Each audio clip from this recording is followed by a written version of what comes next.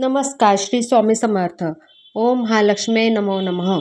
मार्गशीर्ष चौथ्या गुरुवारी एकादशी आल्याने महिलांना बराच असे प्रश्न पडलेले आहेत. नैवेद्य काय दाखवावा? नारळ फोडावे की विसर्जन करावे? कारण काही भागामध्ये देवीचा प्रसाद म्हणून नारळ फोडले जाते. एकादशीला जर भात चालत नाही, मग नैवेद्यामध्ये काय ठेवावे? कारण आपण देवीला खिरीचा नैवेद्य दाखवतो. एकादशीला देवांना उपवास असतो, मग नैवेद्य दाखवावा की नाही दाखवावा?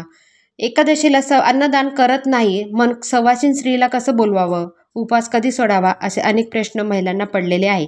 त्यामुळे आज या सर्व प्रश्नांची आपण उत्तरे देऊयात. पहिला प्रश्न, नारळ फोडावे की विसर्जन करावे?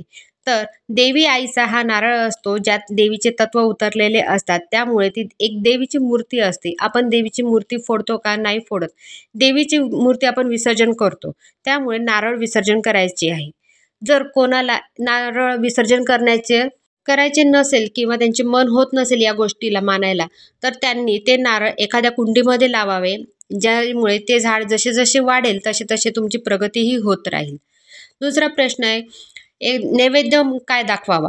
आपण देवीला नैवेद्यामध्ये खीर दाखवत असतो, पण एकादशीला भात चालत नाही. त्यामुळे भाताचा असा कोणताही प्रकार नैवेद्यामध्ये ठेवायचा नाही आहे. तुम्ही वरण भात करणार असाल तर वरणपुरी करा, पुरणपोळीचा नैवेद्य दाखवा, पण भाताचा कोणताही प्रकार तुम्ही नैवेद्यामध्ये ठेवू नका. आता ज्या महिलांचा एकादशीचा उपवास नसतो, फक्त गुरुवारचा उपवास असतो, हे सर्व त्यांच्यासाठी. त्यांनी नॉर्मल आपलं नेहमी करतात उद्यापन, त्या प्रकारे उद्यापन करावे. आता एकादशी ज्यांची आहे त्यांनी काय करावे?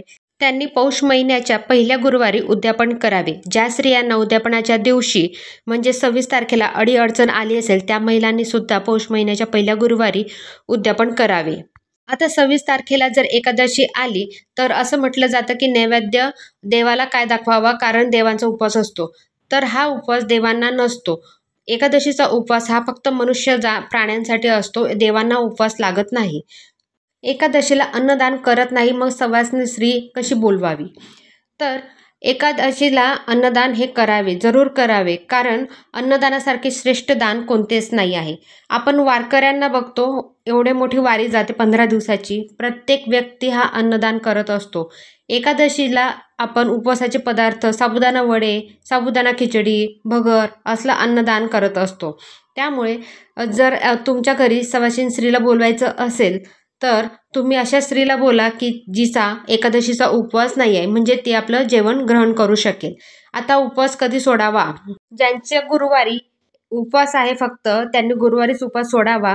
पण ज्यांची एकादशी आहे पण त्यांना उद्यापन केलेलं नाही आहे, त्यांचं उद्यापन पौष महिन्याच्या गुरुवारी असणार आहे, पण ह्या गुरुवारचा उपवास असेल त्यांचा आणि एकादशी सुद्धा असेल, तर त्यांनी काय करायचं आहे? एकादशीचा उपवास पकडायचा आहे. सकाळपासून आपण गुरुवारचा उपवास तर फळं खाऊन करतो, त्यामुळे फळं खाऊन उपवास करायचा आहे आणि संध्याकाळी आपली देवपूजा झाल्यानंतर, म्हणजेच आपली लक्ष्मी मातेची पूजा झाल्यानंतर एकादशीचा पदार्थ खायचा आहे, म्हणजे जशी भगर किंवा साबुदाणा खायचा आहे. त्यामुळे आपला गुरुवारचा उपवास तुटतो आणि एकादशीचा व्रत जशीच्या तसं राहतं. ते दुसऱ्या दिवशी तुम्ही नेहमीप्रमाणे उपवास सोडावा.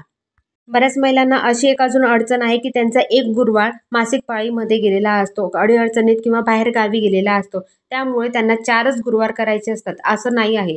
तो गुरुवारी आपण उपवास पकडलेला आहे, जरी तो मोजण्यात नाही धरला जात, तरी त्याचे उद्यापन हे चौथ्या गुरुवारीच करायचे आहे, म्हणजे 26 तारखेलाच करायचे आहे. आणि उद्यापन झाल्यानंतर या उपवासाची सांगता होते, त्यानंतर याची उपवास करायची नाही, त्यानंतर उपवास बंद करायचे आहे. मला वाटतं तुमच्या सर्व प्रश्नांचे निरसन झालेले आहे. तुम्हाला अजून काही प्रश्न असतील तर तुम्ही कमेंटमध्ये मला जरूर सुचवा. मी प्रत्येक कमेंटचं उत्तर देण्याचा प्रयत्न पूर्ण करेल.